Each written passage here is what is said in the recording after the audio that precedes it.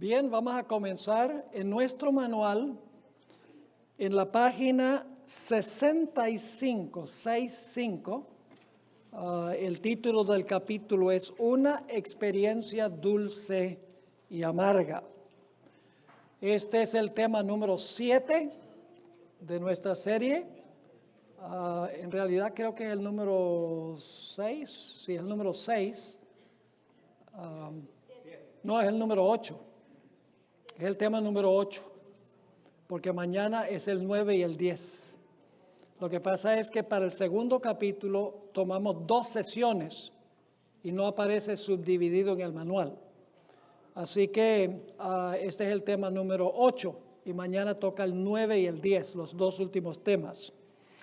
Así que vamos a estudiar este capítulo que empieza en la página 65. Nuevamente quiero reiterar a aquellas personas que están viendo esta programación por el live stream a través del internet y aquellas personas que van a ver las presentaciones también por YouTube, que hagan un esfuerzo por conseguir el manual. Pueden comunicarse con secretsunsealed.org. Allí es nuestra página web y hacen clic en catálogo y van a conseguir la información sobre cómo obtener un ejemplar del manual. Va a ser mucho más fácil estudiar el material viendo el DVD o viendo en YouTube y teniendo el manual para seguir en forma escrita lo que se está presentando. Así que vale la pena la inversión de conseguir el manual. Bien, vamos entonces a la experiencia dulce amarga. Y voy a empezar con algunos asuntos técnicos que necesitamos tener en claro antes de estudiar esta experiencia. Después que descendió el ángel del cielo, ¿en qué fecha? En 1798. Y sonaron los 7 truenos, que fueron entre ¿cuáles años? 1842 y 1844, la serie de chascos donde no entendieron plenamente las profecías porque Dios colocó su mano para ocultar, porque fueron sellados los truenos, para ocultar, porque la fe de ellos necesitaba ser probada. Y después que el ángel juramentó, levantando la mano derecha al cielo, que el tiempo no sería más, que fue ¿qué fecha? El 22 de octubre de 1844, entonces el siguiente evento es que el ángel le dice a Juan, en realidad una voz del cielo le dice a Juan que le pida al ángel que le dé el librito. Y le dice, el librito será amargo en tu vientre, pero dulce en tu boca. Ahora, ese orden es medio extraño, ¿sí o no? Decir que es amargo en el vientre y dulce en la boca, porque generalmente lo normal sería decir dulce en la boca y amargo en el vientre. ¿Por qué razón es que se pone en orden inverso? Hay una razón muy importante que vamos a estudiar. Ahora, es importante notar lo que dicen los siguientes 2 párrafos, muy importante. El acto de comer el librito en los versículos 8 al 11 precede al momento en que concluye el misterio de Dios. Es decir, que el comer del librito se realiza antes que termina el misterio de Dios, aunque en el texto bíblico el misterio de Dios aparece antes de que Juan se come el librito. Vamos a seguir aquí. Es decir, aunque Apocalipsis 10:7 aparece en el texto antes de comerse Juan el librito, en el cumplimiento ocurre ¿cuándo? Después. Y ya van a ver por qué es cierto esto. Dicho de otra manera, el versículo 7 es una nota parentética y explicativa de algo que ocurre después de comerse Juan el libro. Así que aunque en el texto bíblico el misterio de Dios, la terminación del misterio de Dios aparece antes de Juan comerse el libro, en la vida real el misterio de Dios termina después que Juan se come el libro. Muy importante. Ahora, alguno podría preguntar, ¿cómo sabemos eso? La razón es obvia. Después que Juan se comió el libro, que fue dulce en la boca, pero amargo en el vientre, el ángel le mandó a impartir de nuevo el mensaje del librito. Ahora viene la pregunta clave. Si el misterio de Dios, que es la predicación del Evangelio al mundo, ya vimos, ya se hubiese terminado y la puerta de la gracia cerrado, ¿de qué valdría profetizar de nuevo? ¿Están entendiendo el punto?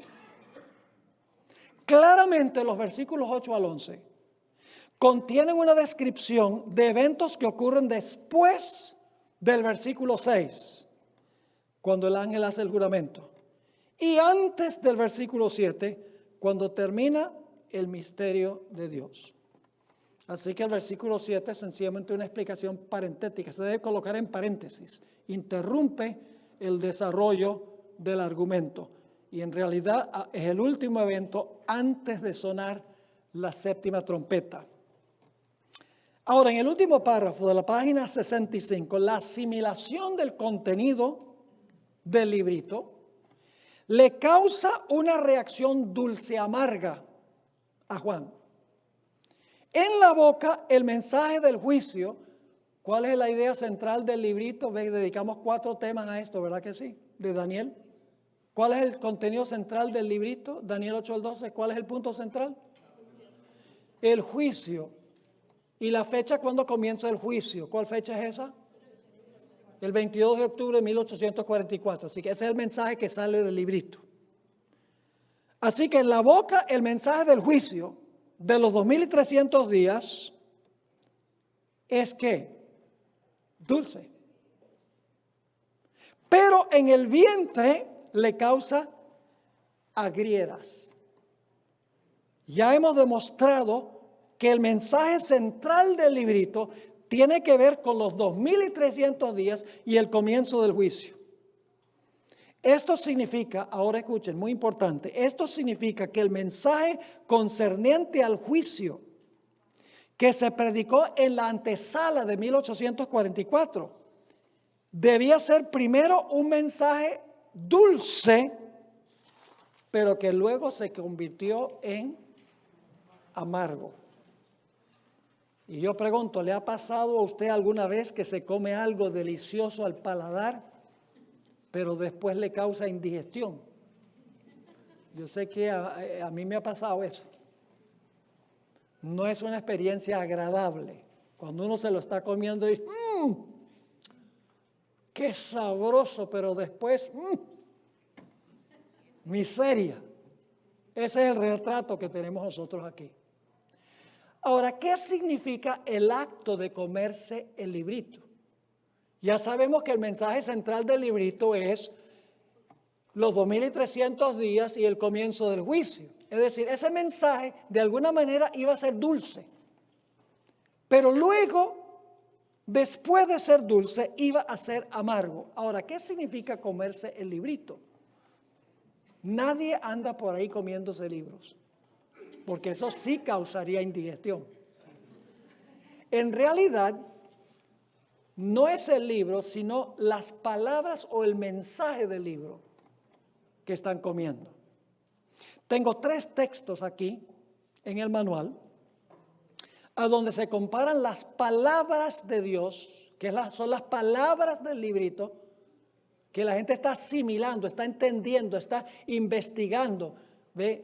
Los ojos se están moviendo de aquí para allá, se está aumentando el conocimiento de lo que contiene el librito. Y eso es lo que es dulce. Jeremías 15:16 nos dice, el profeta Jeremías, fueron halladas tus palabras y yo las comí. Y tu palabra me fue, ¿por qué? Ahí está la dulzura. Por gozo y por alegría de mi corazón, porque tu nombre se invocó sobre mí, oh Jehová, Dios de los ejércitos. Luego tenemos el Salmo 119 y el versículo 103. Dice el salmista David, cuán dulces son a mi paladar tus palabras, más que la miel a mi boca. En Apocalipsis dice que el mensaje del librito sería dulce como la miel. pero son las palabras del librito. Las palabras en cuanto a los 2300 días y el juicio, que al comer, al asimilar las palabras y el mensaje, iba a ser un mensaje dulce. Y luego tenemos Éxodo 16:31, a donde se está hablando del maná, del sabor del maná. Ahora, ¿qué representa el maná? La palabra de Dios. Porque en Deuteronomio 8, 3 y 4, Dios dice, yo les di maná a ustedes para que sepan que no solo de pan vivirá el hombre, sino de toda palabra que sale de la boca de Dios vivirá el hombre.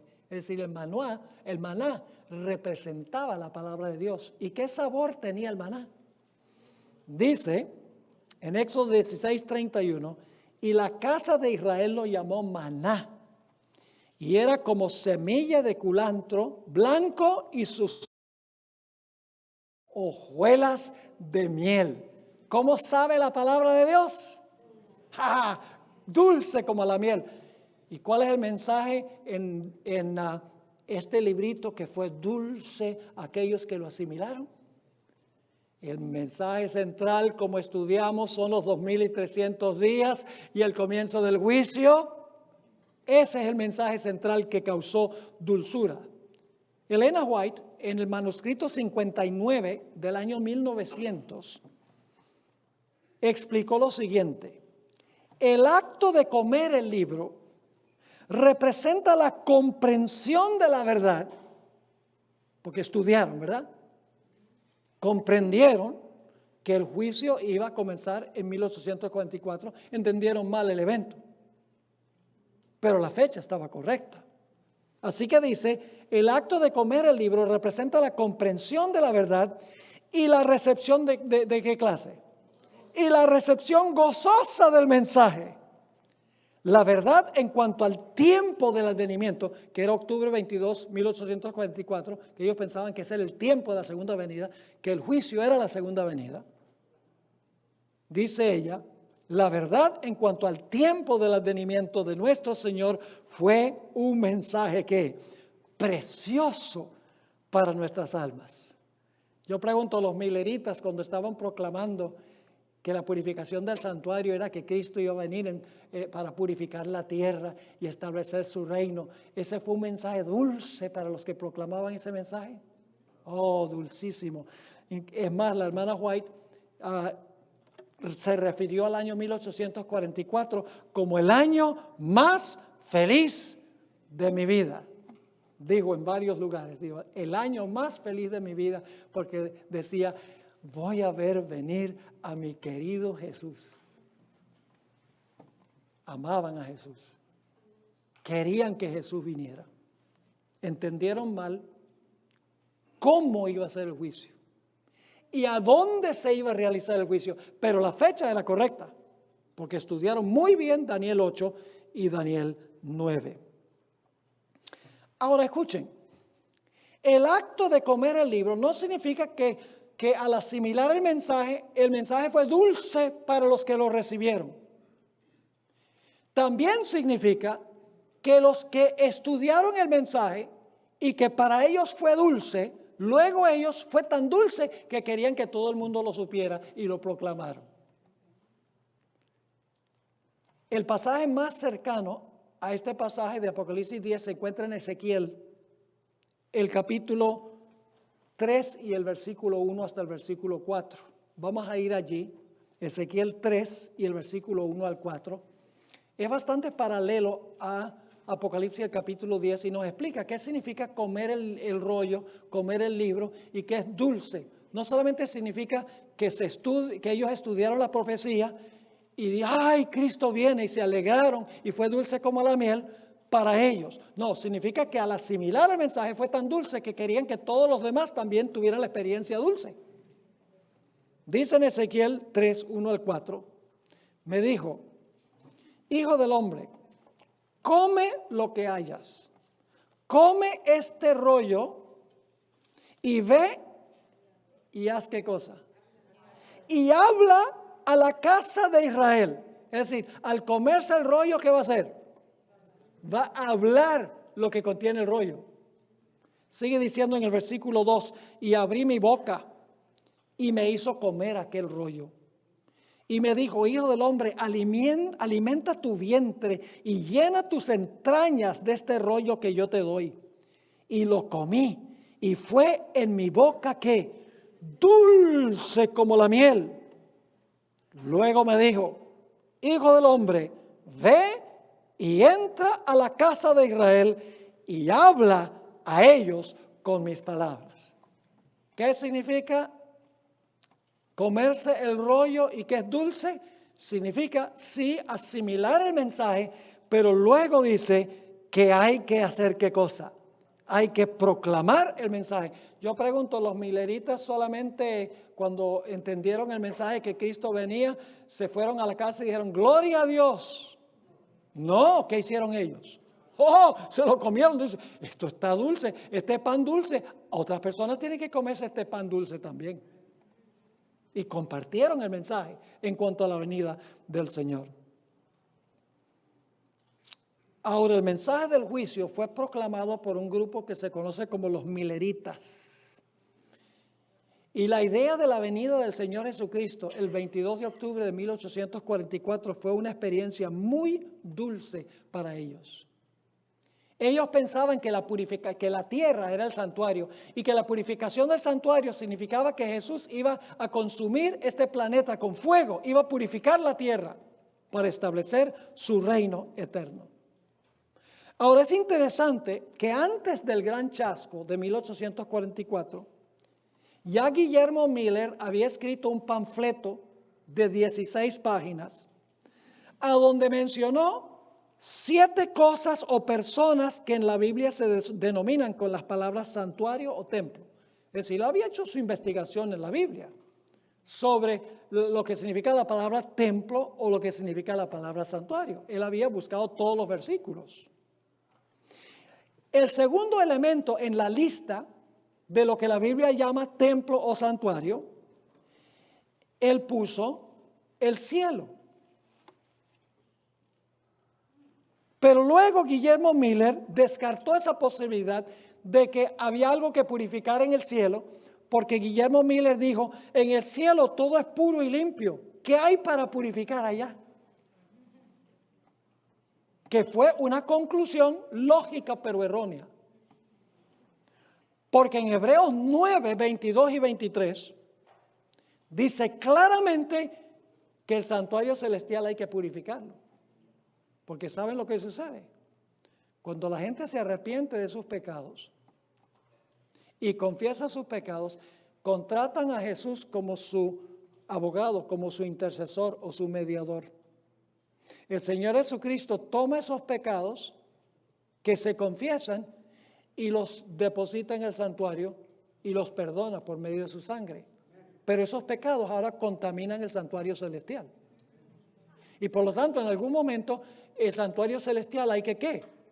Hay que purificarlo. ¿Y saben lo que dicen los enemigos de la iglesia adventista? Dicen, pero eso es ridículo de que en el cielo hay que purificar los pecados. Allá no puede haber pecados, porque en el cielo, un cielo tan puro y tan limpio, allá no puede haber pecados. Y yo siempre les contesto con otra pregunta. Le digo, ok, tú dices que porque es tan puro y limpio el cielo, el lugar santísimo, no puede haber un registro de pecado. Dice, sí, eso es exactamente lo que decimos. Entonces yo le digo una cosa, ¿el Señor Jesucristo fue absolutamente puro y limpio y perfecto? Y claro, responde y me dice, sí, ¿cómo no? Y le dije, ¿y Jesús no llevó el pecado?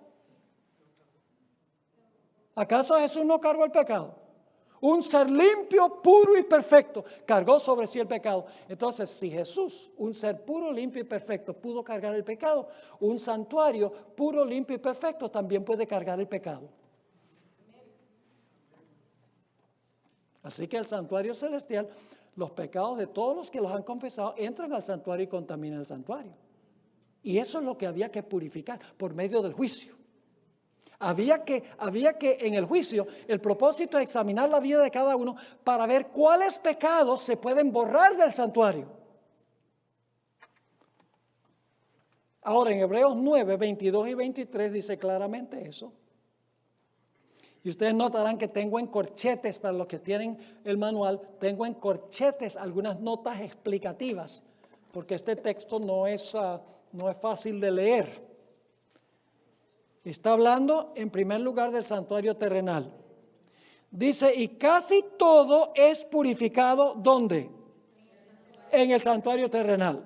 Según la ley, ¿cuál ley? Ceremonial. ¿Con sangre de qué? De animales.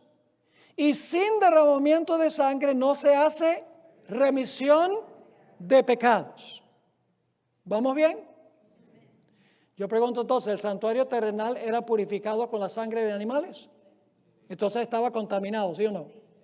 Ahora fíjense el versículo 23.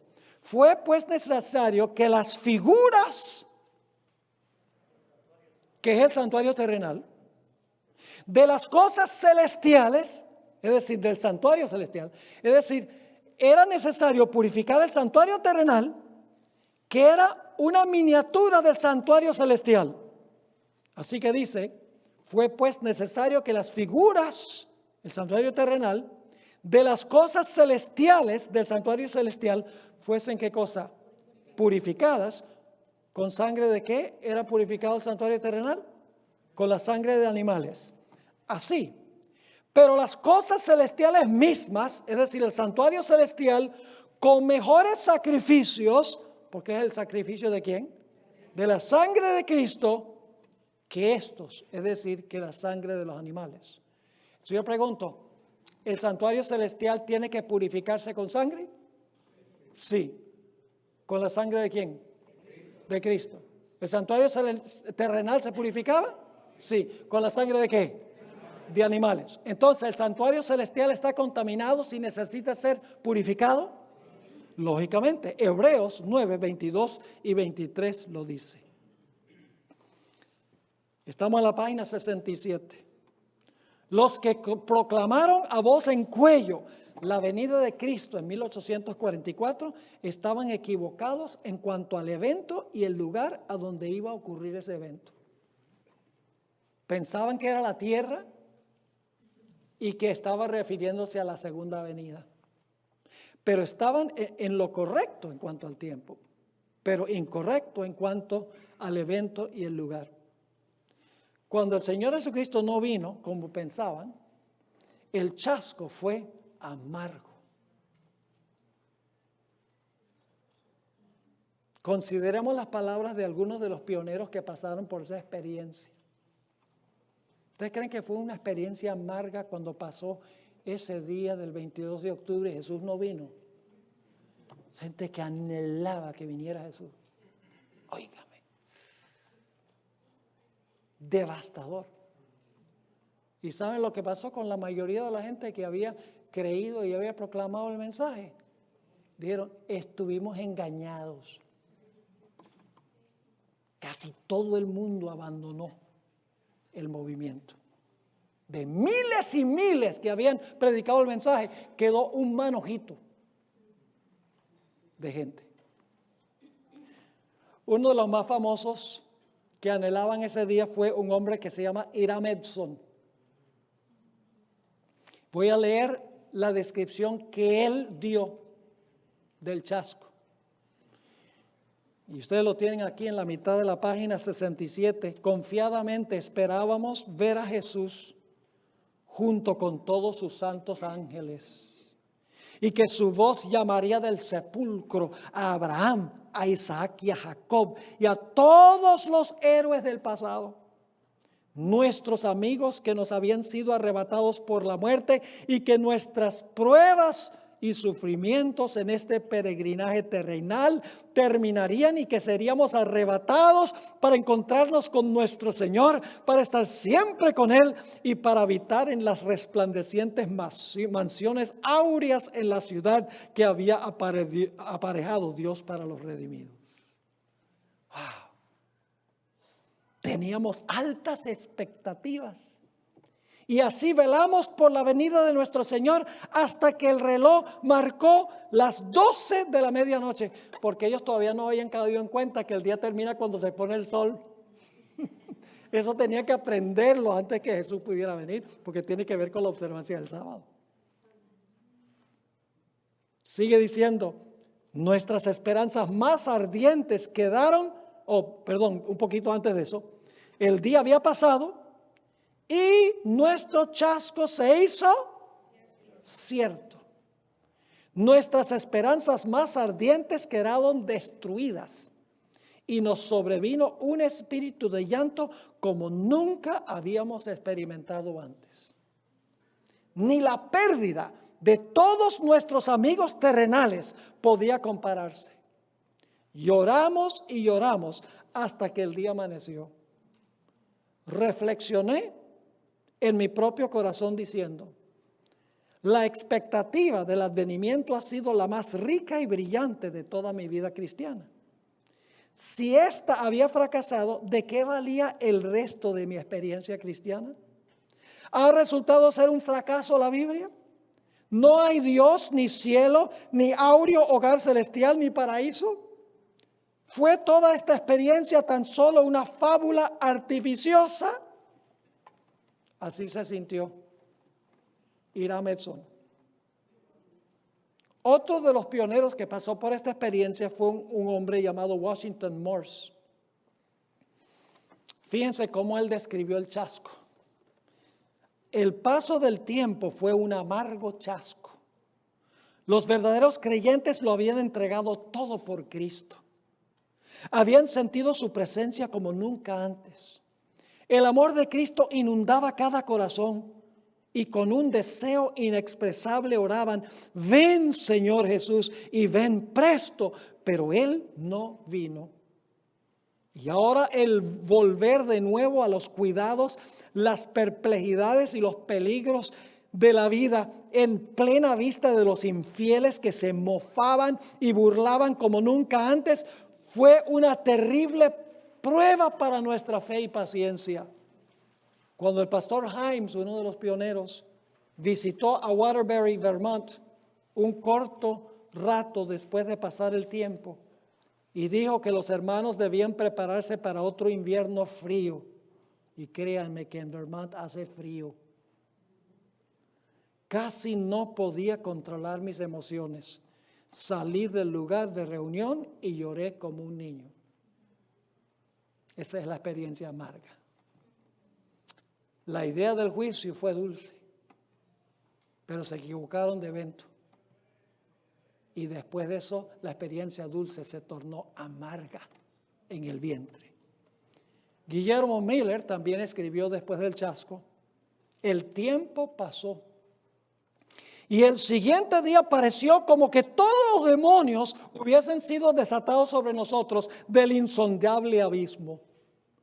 Los mismos y aún muchos más de los que estaban implorando la misericordia divina 2 días antes, ahora se entremezclaron con el gentío que se mofaba, se burlaba y amenazaba de una forma supremamente blasfema, porque se habían entregado por temor. No anhelaban que Cristo viniera. Es más, cuando Cristo no vino, dijeron: menos mal. Pero los que amaban a Jesús sufrieron un cruel y terrible chasco.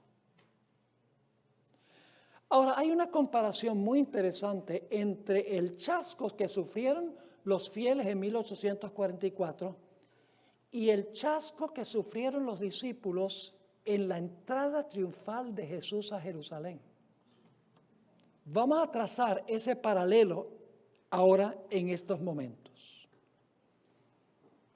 Yo pregunto, cuando Jesús entró a la ciudad de Jerusalén cabalgando sobre el asno, ¿fue una experiencia dulce para todos los que estaban participando en ese evento? Óiganme, ustedes pueden leerlo en Mateo 21. Una procesión larga. Estaban todos cantando: Hosana en las alturas, bendito sea el que viene en el nombre del Señor. Ellos pensaban ahora que Jesús iba a establecer su reino terrenal, destruir a los romanos y poner a los judíos en el ápice de la civilización. Lo interesante es que Jesús mismo fue el que organizó esto. ¿Quién fue el que mandó a buscar el asno? Jesús. Él mismo se sentó en el asno. Él mismo permitió que la muchedumbre lo alabara como rey, porque decían: bendito el rey. Yo pregunto, ¿sabía Jesús que se iban a llevar un chasco? Que sí lo sabía. Claro que lo sabía. Y ustedes saben que Jesús estaba cumpliendo una profecía.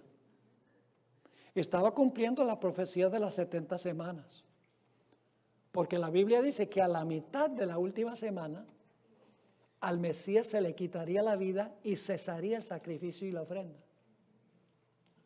Cuando Jesús entró a Jerusalén, Él estaba cumpliendo la primera parte de la profecía de los 2300 días, pero ellos no entendieron que Jesús a la mitad de la semana iba a morir. Ellos pensaban que Jesús iba a reinar. ¿Están viendo? El chasco de 1844 no fue el primero. Ahora, lo interesante es que los seguidores de Jesús estaban equivocados en cuanto al evento, pero estaban correctos en cuanto al tiempo. Porque la profecía de las 70 semanas indicaba que a la mitad de la última semana el Mesías se le iba a quitar la vida. Pero ellos como que no vieron eso, sino que pensaron que Jesús iba a reinar sobre el trono en Jerusalén. Se equivocaron de evento, pero estaban correctos en cuanto al tiempo del cumplimiento de esa profecía. Quedaron severamente ¿qué? Chasqueados. Podemos palpar un poquito el sentir de ellos. Cuando el día de la resurrección de Jesús, por la tarde de ese día, había 2 discípulos caminando a la ciudad de Emaús. Es interesante que eran 2. Estaban caminando en el campo hacia una aldea que se llama Emaús. Y cuando estaban caminando, Jesús los alcanza y empieza a caminar con ellos. Y uno de los 2 le dice a Jesús con lágrimas en los ojos: nosotros pensábamos que Él era el que iba a redimir a Israel. Se puede palpar el chasco en la voz de ese seguidor. Y dicho sea de paso, conocemos el nombre de uno, Cleofas, pero desconocemos el nombre del otro. Y estaban caminando en el campo. Es importante recordar eso. Ahora, lo interesante es que después del chasco, los discípulos reunidos en el aposento alto, el Señor Jesucristo se les apareció la noche de la resurrección. Y luego 8 días más tarde. Y si ustedes leen Lucas, la última parte del capítulo 24 de Lucas, van a encontrar que dice que Jesús, comenzando desde los escritos de Moisés y de todos los profetas y en todas las escrituras, les explicó las profecías que ellos no habían entendido. Interesante. Y entonces el Señor Jesucristo les dijo a ellos: ahora ustedes tienen que profetizar de nuevo. Ustedes ahora tienen que anunciar lo que predicaron antes, pero con nueva luz, con un nuevo entendimiento. Id y endoctrinad a todas las naciones.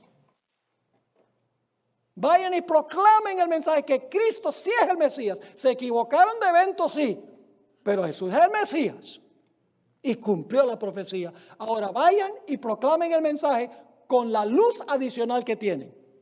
Asimilaron el mensaje, ahora compartan el mensaje. Y es interesante que en el día del Pentecostés, y no tengo tiempo de entrar en detalle en esto, tengo una serie en inglés que se llama The Secrets of Pentecost, los secretos del Pentecostés. Son 10 temas sobre el día del Pentecostés. Muchas cosas pasaron ahí que como adventistas ni siquiera hemos visto, y son muy importantes porque el derramamiento de la lluvia tardía va a ser semejante a lo que pasó en el día del Pentecostés. En el día del Pentecostés, el apóstol Pedro predicó un tremendo sermón.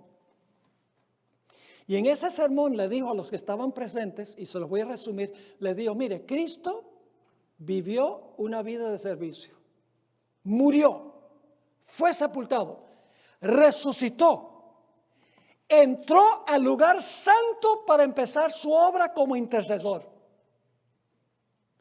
Mientras que los judíos continuaron sus sacrificios inútiles, Pedro dirigió las mentes de los fieles al santuario celestial donde Jesús había entrado al lugar santo para empezar una nueva obra.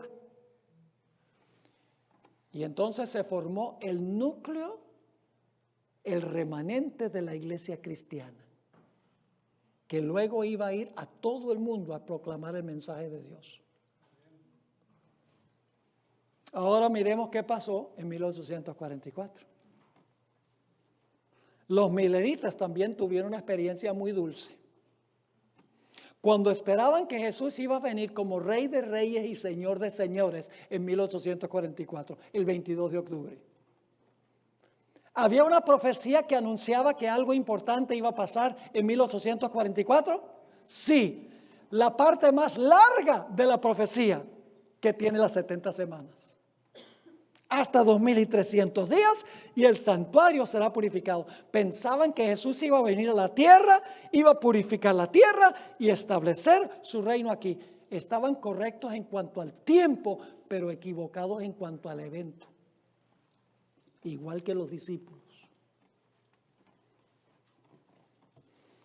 Cuando el Señor Jesucristo no vino el 22 de octubre de 1844,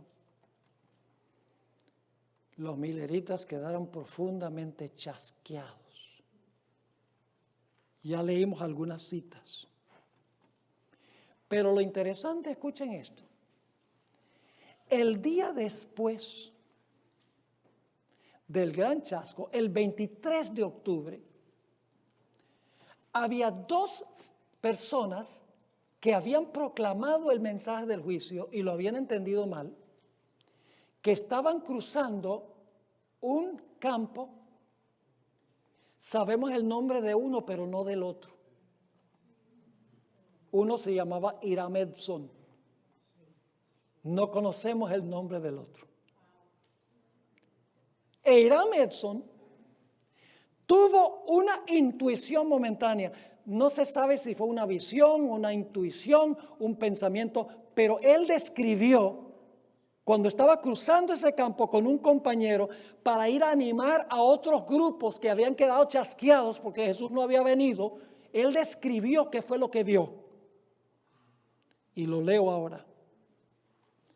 Vi distinta y claramente que nuestro sumo sacerdote, el día 10º del mes séptimo, que equivale en nuestro tiempo al 22 de octubre, al final de los 2300 días, entró por primera vez al segundo apartamento del santuario celestial y que tenía una obra que desempeñar en el lugar santísimo antes de venir a la tierra. Daniel 7. ¿Recuerdan Daniel 7? ¿A dónde es la investigación? En el cielo. ¿Quiénes son investigados? Todos los que profesaron el nombre de Jesús. ¿A dónde se da el veredicto basado en la investigación? En el cielo. Nadie entendió eso sino hasta el día después del gran chasco. Como los discípulos, Jesús se les apareció y les explicó las profecías que ellos habían entendido mal. Sigue diciendo, vi distinta y claramente que nuestro sumo sacerdote el día 10º del mes séptimo, al final de los 2300 días, entró por primera vez al segundo apartamento del santuario celestial y que tenía una obra que desempeñar en el lugar santísimo antes de venir a la tierra. Que Jesús vino a la boda en ese momento.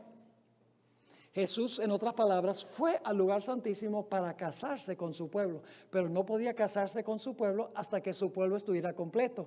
Y para que su pueblo estuviera completo, había que investigar cada caso para determinar quién es parte de su pueblo. Recuerdan que leímos de Lucas 12 que cuando Jesús va a regresar de la boda a sus discípulos. Dice, estén listos para cuando regrese su Señor de las bodas. Es decir, la boda se hace en el cielo cuando ya el reino de Cristo está completo, ya cuando se ha determinado quién pertenece al reino de Jesús, Jesús se casa con su reino. Con todos los fieles que fueron investigados y hallados dignos. Así que dice que Jesús vino a la boda en ese momento. Es decir, al anciano de días para recibir ¿qué cosa? Un reino, dominio y gloria. Y que nosotros debemos esperar hasta que ¿qué? Hasta que regrese de la boda. Y cuando regresa, ¿nos va a llevar a dónde? ¿A dónde nos va a llevar? Al cielo. ¿Y entonces qué va a pasar en el cielo? Eso se llama la resurrección, la fiesta. Esa es la recompensa.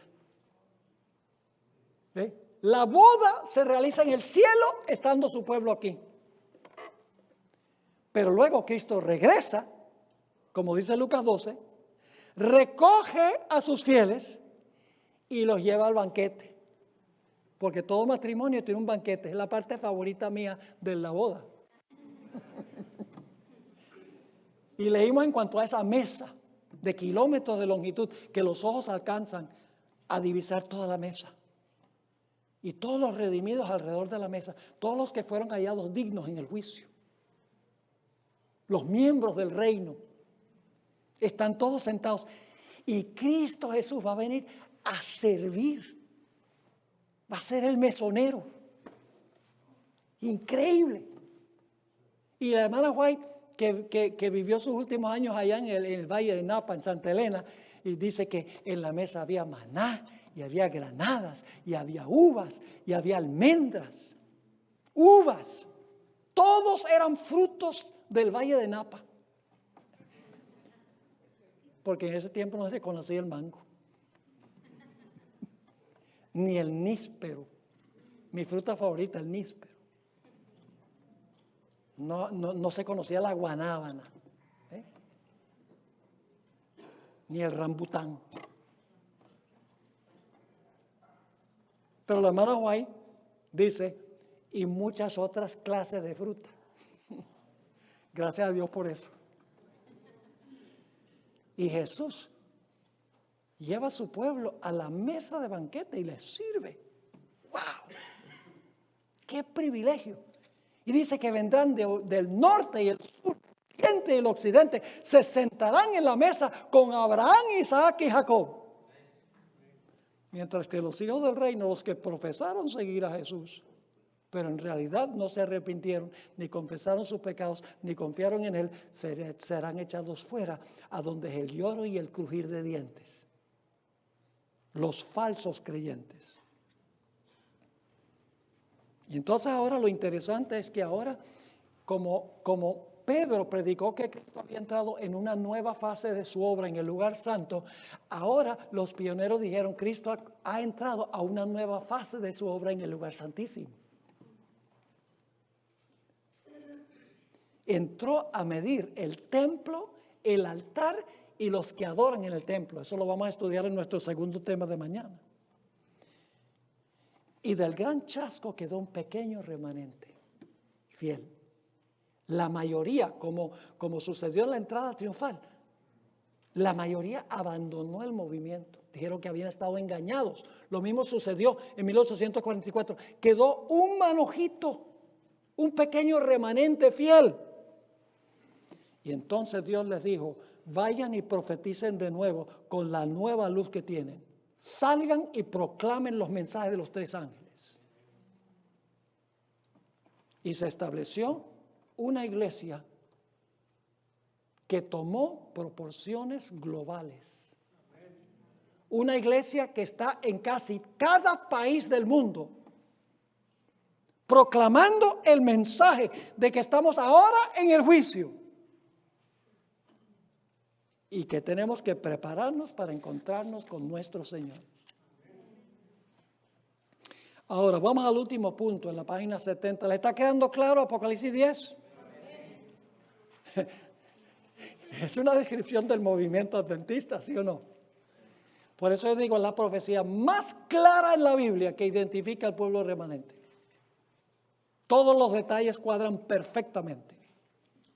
El fin de los tiempos proféticos, los 7 truenos, lo que no pudieron entender, el hecho de que empezaron a estudiar la profecía de Daniel, todo está en su orden cronológico exacto y perfecto. Ahora, alguien dirá, estamos en la página 70, pero Juan fue el que pasó por esta experiencia. Nada dice Apocalipsis 10 de un pueblo entero que iba a tener esta experiencia agridulce al final de la historia. Porque el libro de Apocalipsis dice que fue Juan. El que se comió el libro fue dulce en la boca y amargo en el vientre. Fue Juan. Nada dice de que esto se aplica a un pueblo. Permítame leerles una cita de William Shea que demuestra que Juan es un símbolo o representa a un pueblo al final de la historia.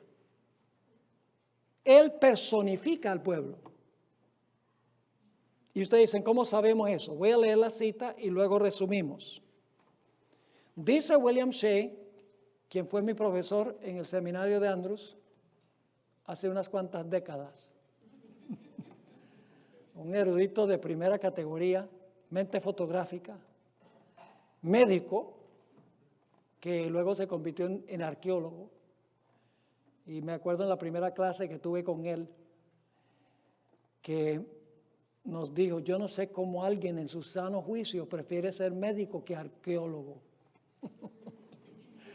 Y cuando daba clase daba las medidas de las ciudades y cuán alta era esta torre y los nombres de todos los que vivían ahí, sin nota alguna, sin una sola nota. Él escribió esto.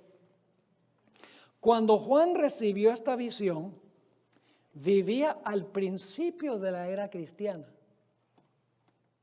Es decir, vivía en el periodo de ¿cuál trompeta? Juan vivió en el periodo de la sexta trompeta. Juan vivió en 1844. No. ¿Cuándo vivió Juan? En el tiempo de la primera trompeta. Porque la primera iglesia, el primer sello, la primera trompeta, son el comienzo de la iglesia cristiana. Así que dice, cuando Juan recibió esta visión, vivía al principio de la era cristiana. Pero este panorama profético se cumple hacia el fin del tiempo, en la sexta trompeta. Mucho tiempo después de la muerte de Juan. Por lo tanto, debemos entender que Juan representa a aquellos que proclamarán este mensaje final, el papel que él estaba jugando en ese momento. Así que la primera razón por la cual sabemos que Juan representa a un pueblo es que Juan murió durante el periodo de la primera trompeta, mientras que esto está sucediendo en el periodo de la sexta, hacia el final de la historia. Pero hay una segunda razón. Sigue diciendo, hubiera sido físicamente imposible que Juan llevara este mensaje a todos los grupos a los cuales se le mandó que lo llevara. Porque el ángel le dice, necesitas profetizar de nuevo a todas naciones, tribus, lenguas, pueblos y reyes. ¿Ustedes creen que Juan solo podía hacer eso? No. Concluye, por lo tanto debemos esperar que esta comisión en el tiempo del fin sea cumplida por un grupo o por un movimiento. Y la historia demuestra que ese movimiento fue el movimiento adventista que esperaba la venida del Señor Jesucristo en 1844. No tenemos nada de qué avergonzarnos como adventistas. Algunos teólogos de la iglesia dicen, no hablemos de eso porque dicen que la iglesia adventista comenzó con un chasco. Pues la iglesia cristiana también comenzó con un chasco. Los discípulos no quedaron chasqueados y después entendieron. Y después proclamaron el mensaje otra vez con nueva luz. Claro que sí.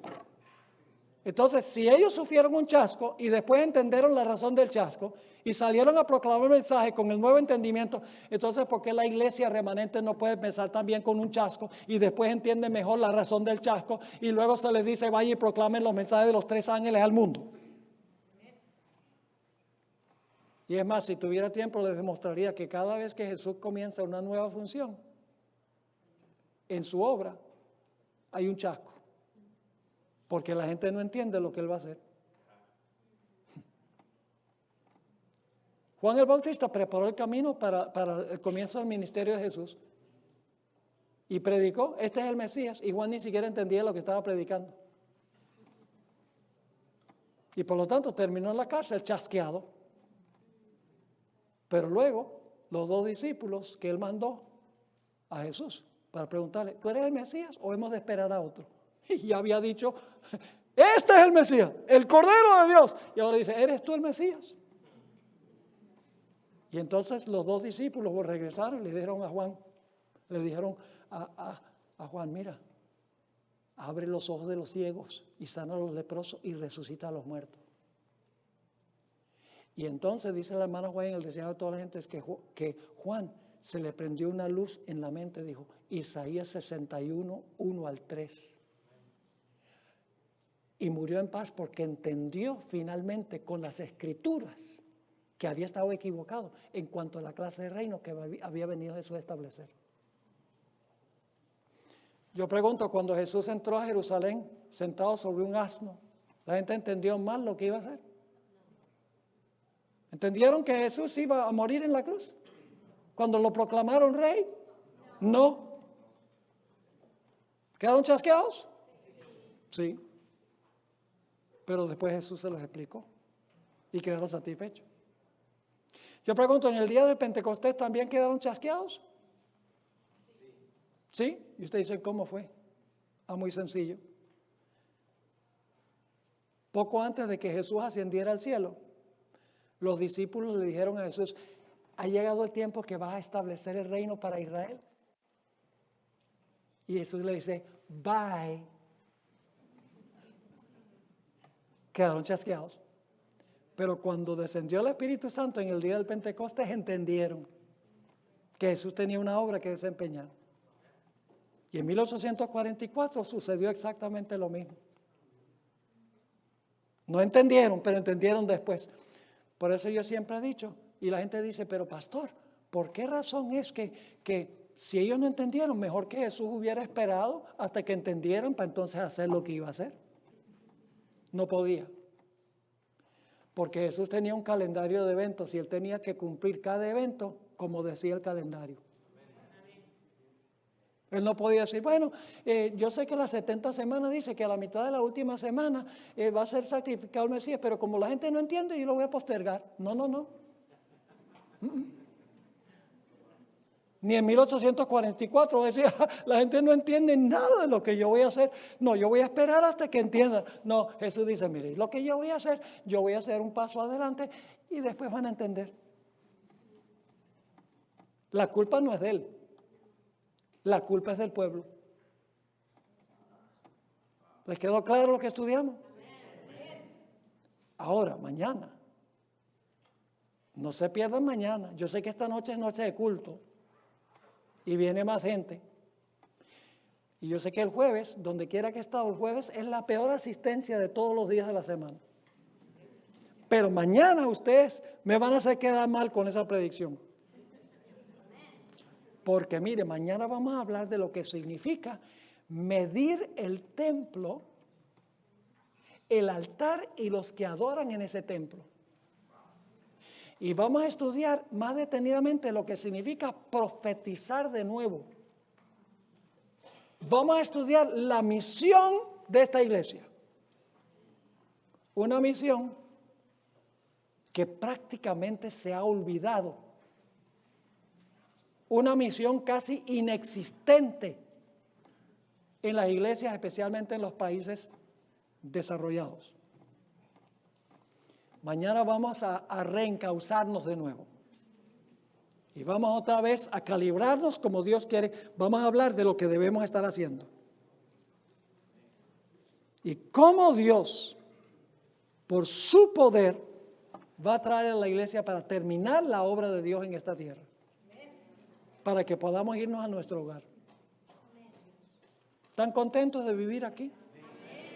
¿Les gusta vivir en Los Ángeles?